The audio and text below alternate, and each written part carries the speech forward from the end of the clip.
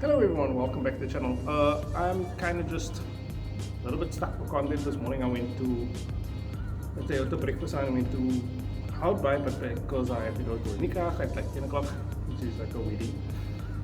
I couldn't go with him, but I got them at Wembley, so here's a little bit of that footage because I got them there, but I left again soon after, so check it out.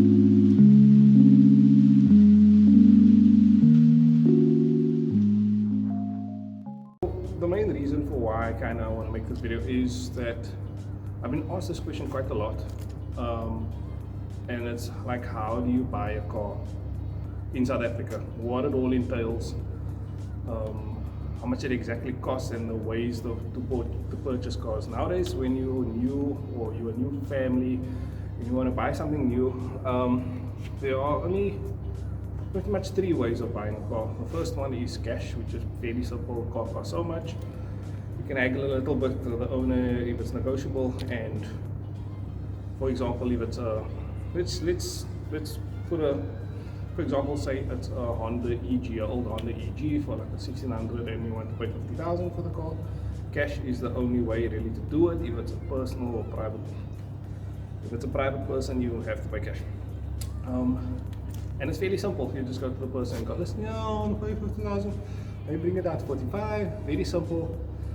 If you have the money, fine. A lot of people that don't have money, in the sense of they don't have cash laying around, but they have enough money to afford a car or want to buy something new and reliable. The other way is financing. Now, financing is very complicated. But a lot of people don't understand that it's not just the car you're buying. When you finance a car, there are two things that must come with it. Number one, it's either and it all depends. If it's a new car, you must take a service plan with it.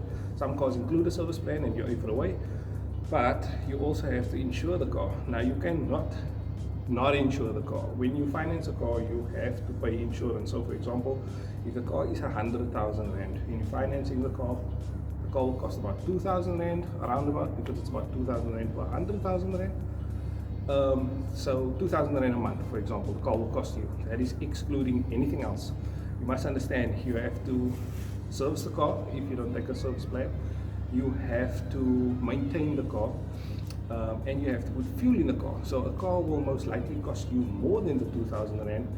So you need to budget for example, 3,000 rand. That's just the car, and that's excluding insurance. When you buy a car through finance, especially through banks, you have to insure the car. The car is their asset, and you have to insure the car, and that won't be cheap. Sometimes 100,000 rand car will cost about 500 rand, depending on your insurance rating or whatever. And if you've never had insurance, it's gonna cost you. So all in all, a finance car will cost you, the car itself is 2,000 rand a month, 100,000 rand, 2,000 rand a month. If you've got a service plan with it, brilliant. If not, they will most likely sell you a service plan at the dealer, which will probably be 10, 11,000 rand in one go, and they will put that in the finance, so the car will end up costing 110,000 rand. So 2,000 odd, about 2,400 rand, 300 rand, whatever, a month. Then you still have to think about your fuel, and then you still have to think about insurance. Insurance you can't still think about, that you must take out even before you leave the dealer. You cannot buy a finance car now and then leave the dealer and say, now I'll buy insurance tomorrow. No, no. You need to buy insurance before you even leave the dealer. So you need to get on the phone and go, listen here, I want to get insurance for the car immediately. And especially when you do it like that, you haven't had your research. So you will end up paying a lot. It will maybe cost you altogether 3,000 Rand for the car. So you have to budget for a financed car. That is all pretty much that I want to say, because the only other way is rent to buy, which is pretty much leasing. That way you purchase a car and everything is included in the monthly payment, the insurance and the maintenance on the car, because leasing is different to financing. You can hand the car in whenever you want to because you're paying it month to month. So it's a little bit different than financing. It's got its pluses, but the car will never be yours unless it's a rent to own, which is constantly renting the car, which is actually quite a bit a month. I can't give you exact numbers, but it's around about the same as financing. And the car is never really yours until you're done paying it, which is what, 5 years, 6 years, depending. So that's the other way of buying a car. So this is more of my kind of advice over experience over the years, because my first car I've ever had, I paid cash for it. It was like 50,000. It was a list. So you learn from experience. Even though I had that car and I paid that car cash, that car was insured. Insurance is a main thing. Yes, it costs a lot of money, and you can say in the comments down below exactly how much you pay for insurance, or if you just hardfall with insurance, because insurance costs so much and you hardly ever use it unless you want to fraud them every now and then.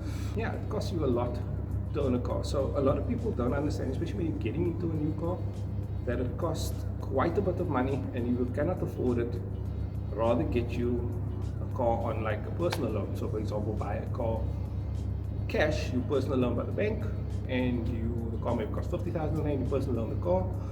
The car will not be financed, so you don't need to take insurance on it, because it's not the bank's asset. You use the money for your own purposes, and the car was the purpose.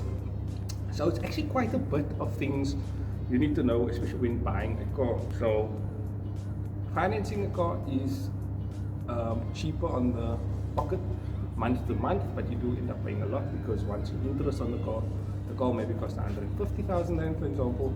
If you finance a car, the car will cost about 200,000 Rand in the long term, and that is excluding insurance. And insurance every month will cost you about, insurance is crazy, 1,000 Rand a month maybe, depending on the car. So yes, it is extremely crazy, and I want everyone to understand, listen here, buying a car is a big step, but it's not an appreciating asset, because unless it's a super rare like car that will go up in price, like maybe like an old JDM Super or something, that will just eventually go up in price or stay the same. Most cars, just the moment you purchase it, just takes a good dive, especially new cars. I see the appeal in new cars, but really I would advise to not buy a new car unless you can afford it. If you can afford a new car, yes. If you want a new car, rather buy a second-hand car that is like pre-owned at the dealer. You want to buy an original car. So say for example, you want to buy a Polo Vivo, and the Polo Vivo is 230,000 Rand. And I'm saying Polo Vivo, I'm saying like the shape Polo Vivo, okay? And then with hubcaps and stuff, and just, no, don't do that. Take that money that you were going to buy something that is second-hand, pre-owned. It's already had its value, and Polos actually hold their value quite a bit. The cheaper one, second-hand, but a much better spec than a new car. So you'll be balling with rims and sunroof and whatever else that you can afford on a pre-owned car, which is much, much better. I really hope that this little bit of advice helps somebody, because I've gotten so much questions over the years, because some people maybe want to buy a car or whatever, and then they end up that it's a lot of money. It is a lot of money, yes, you gotta understand. Buying a car on finance is crazy lot of money, and you lose your ass every single month. So unless you can afford it and drive around BMW M4s or whatever, go for it. But I would advise rather buy a nice cheap car on cash that is maybe fairly reliable, like old Hondas, Honda Jazzes, that sort of thing. That works cool. Maybe Mark 1s. Mark 1s are all good, very, very cheap to maintain, but they are really hot when it comes to if you park them in a random spot, someone is going to swipe it from you, which is the case with a lot of cars in South Africa. I hope this helps somebody, and yeah, you don't fall on your face. Please comment down below if you have any sort of kind of this advice for someone who wants to buy a car or whatever. I think today was first Sunday and I couldn't make it. Work and home, and I just didn't have enough time. But I'm sure somebody will put something up, Riding the Reaper, nostalgic, Fair Productions maybe, I don't know. But yeah, also a little bit of add to Nalcal JDM. If you want your name on the skyline, which is a R33, wait, hold up, R2, R3, jeez, so R3, that dude is into JDM like you won't believe. RX-7's turbo goodness. Please go follow him if you haven't yet or you don't know anything about him. Go follow him and you can maybe get your Instagram handle on a GTR if it's not full already, because it's been crazy. Also, new thing with the Merc, my first cat is blocked. You remember in the previous video where me and Asir kind of pulled and he just gave me a bit of a you know, a hiding, and he kind of took my duck. He took my duck. But you know what? I'm not gonna leave it like that. I'm not gonna leave it like that. I'm gonna take a man's duck. You know, I'm gonna take a man's duck. I'm not gonna delete that cat, bruh.